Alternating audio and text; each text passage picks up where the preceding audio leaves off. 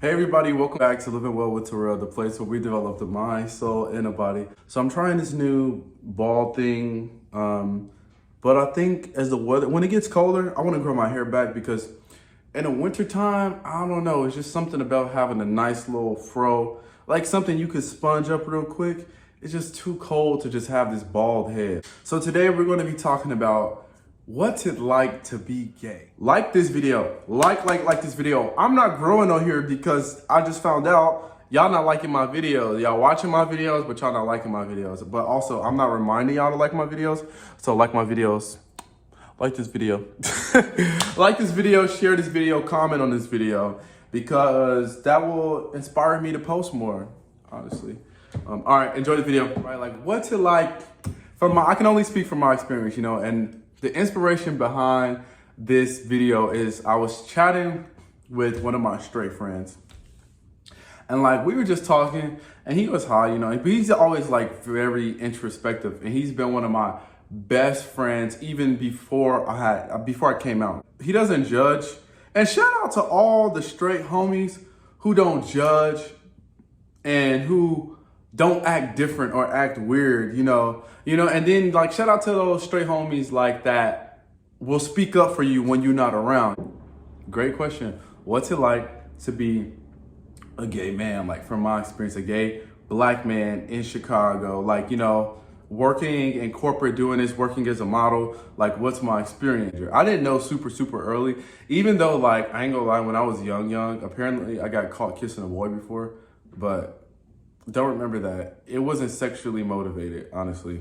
I don't know where I got it from. I probably would have kissed probably kissed a girl too, they just didn't know about it. And I remember kissing a few trees. I was a weird kid. Grammar school, I had crushes, okay? My biggest one was this girl named Ayla Robinson. Like, we friends on Facebook now, but like, I just had the biggest crush on her. Like, I wanted to date her so bad. Like, I was in love with her. And she was kind of nice to me, but she was kind of mean to me. Because like at that point, I wasn't that popular. Like people knew of me, we were young, but like I didn't have like the nice shoes and things like that. And that was a big thing at my school, like, you know, in the hood, like having nice shoes, having nice clothes. I was low-key a little dirty kid. Like I was just a little dirty. I wasn't well kept. My head was used to be a mess. Maintenance, I was dirty. Her mom was so nice. Like her mom knew that I liked her. Everybody knew that I liked her. But her mom knew that I liked her. And I remember on this time on the field trip, her mom like made her take a picture next to me. Like it was so funny because I remember this vividly. I forgot, we went to Enchanted Castle or something like that. Can't really remember, but so I wanted to take a picture. She's like, no, get away from me. Like, she was like, and oh my God. So anyway, her mom like gave her that look like, get yours, you know, like take a picture with him.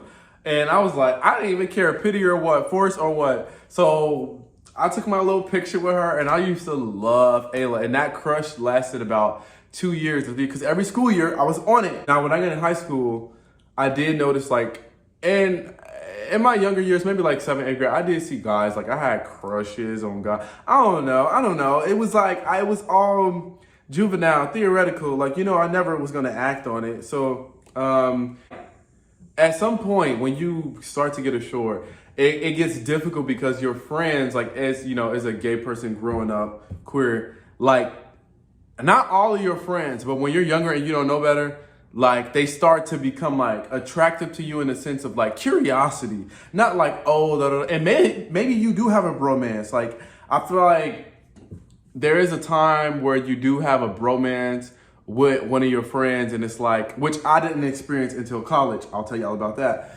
But it's like, it's weird because you don't want to speak on it. You don't want to make any of them feel uncomfortable. And it doesn't apply to all your friends.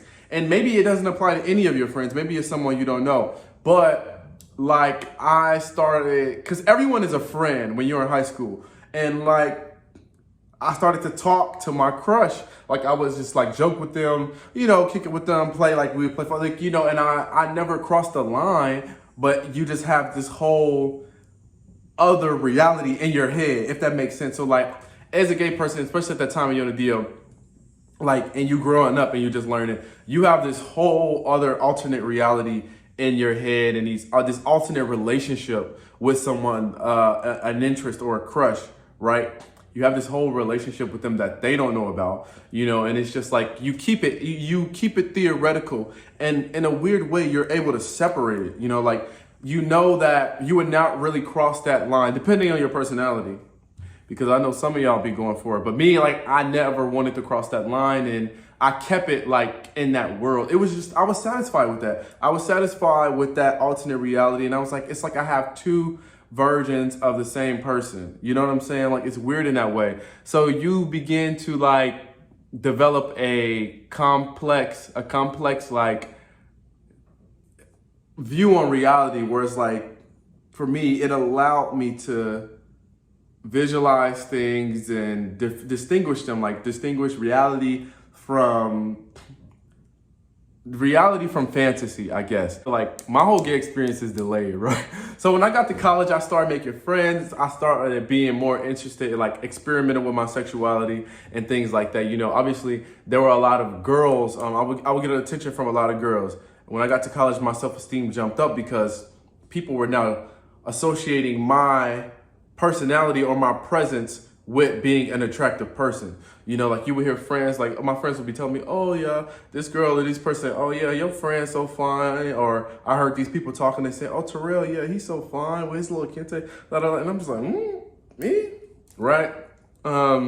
So at this point, I'm just having a blast in college. Everything's still friendly. Like, I'm just not thinking about it directly, but I am to this point where I'm like, I want to separate, my crushes from my friends. I don't want my crushes to be my friends. I want my crushes to be guys that I end up having sex with at some point, like kissing, doing something, touching, making out. I want to get it in. I want to do something like, and there were guys that, like, in college I really had crushes on, and I tried to make moves on, at least in my way. Like for example, I remember there was a guy in my world history class who I was really like, I was into, but I only knew him from that class. There were a few guys, but he was reachable for me. And I'm just like, I wanna, I like him. So I like invite him over to my dorm, like to study before. And like, this is a person who's not my friend. So like, my friends know, like, I don't hang out with this guy. People don't see me hanging out with this guy, and he knew that was the vibe, at least in my mind. So I invited him over to study and stuff like that. And it's like, at this time, it's like, for y'all straight people, it's easy. Like, as a straight dude, you probably like, okay, I like this girl. I go talk to her. I go call her. And it's like, at that point in time, that wasn't the case, right? In college, it was like that for all. But if you're not really comfortable or out yet, you figuring shit out, you don't do it just like that. And then you don't know, like, as a gay person, you don't know if the person is straight. You don't know if they DL. You get vibes from them sometimes, but it's always dangerous. And it's like, you are at risk of getting outed and looking like a creep. And so it's always a fear or trauma of like trying to talk to someone, that's a difference. So keep that in mind. So I tried to talk to this guy, and nothing came of it, but it was still, I was satisfied with that. I don't know why. I think it was just like me putting my foot out there more, by like trying to initiate something with this guy in my little cryptic way. You know what I'm saying? I had a bromance for a point in time. He liked me, I liked him, but we never talked about it. We just let it be understood, and we would never really cross the lines. We would like tap dance on the lines, but we would never cross the lines. And that, for me, like I said, I was satisfied because, like, I'm used to getting nothing. Like, in this world where, the straight were, there were gay people, but like, for me, that wasn't what I was known for, and I was still hiding. So it's like, you're still kind of scared.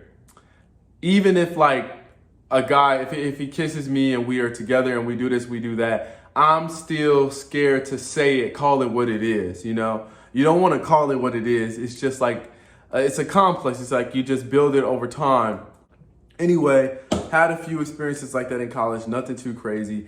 But after college, pause.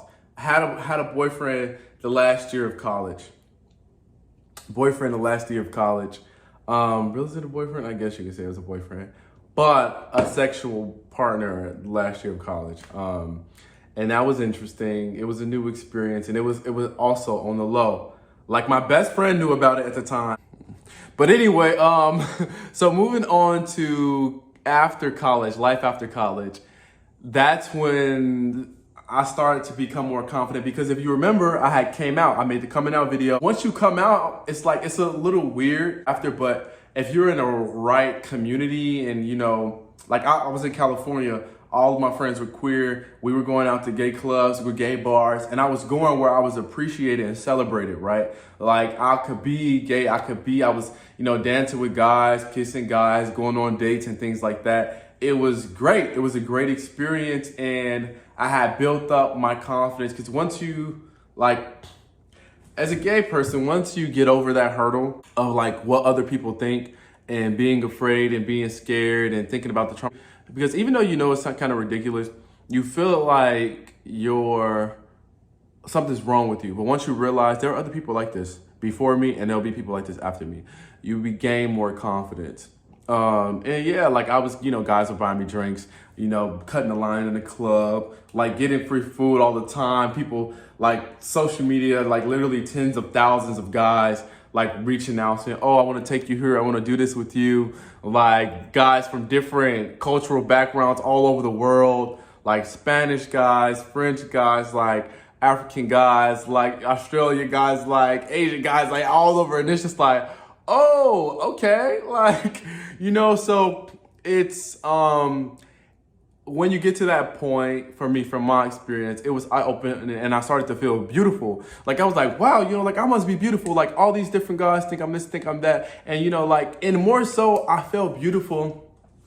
Obviously, the compliments and everything, but I started to feel beautiful because I was like, wow, this is my lifestyle. And there are other people who know this about me and they still see the beauty in me. They still celebrate me. They think I'm even more beautiful. They think my gay is beautiful. And I've actually had a Brazilian guy tell me that one, like, your gay is so beautiful. And it's like, wow, when something that you've been ashamed of or something that you've compressed, for so long, when someone literally takes it, highlights it and says, oh, it's so beautiful. And I mean, like, lots of people, it makes you feel, it changes something in you. There's a shift. And yeah, that's what kind of gave me the confidence to start modeling, and now I'm signed with like 3 modeling agencies and I'm learning to do that. And, I mean, it's just a beautiful thing. It's a beautiful thing. So this video is already too long. I will do a part 2 or something else, but I hope this answered your question. Like, it's great. I love it here. Like, I love who I am. I love being who I am. Like, I still have my times where I'm like trying to find, like, I still have those moments, right? Nothing is so linear, but like I still have those moments where I'm kind of like scared or I get this or I get that. But like overall, like I feel strong and confident. Like my confidence has really been built because I feel like I had to break myself down only to build myself up, right?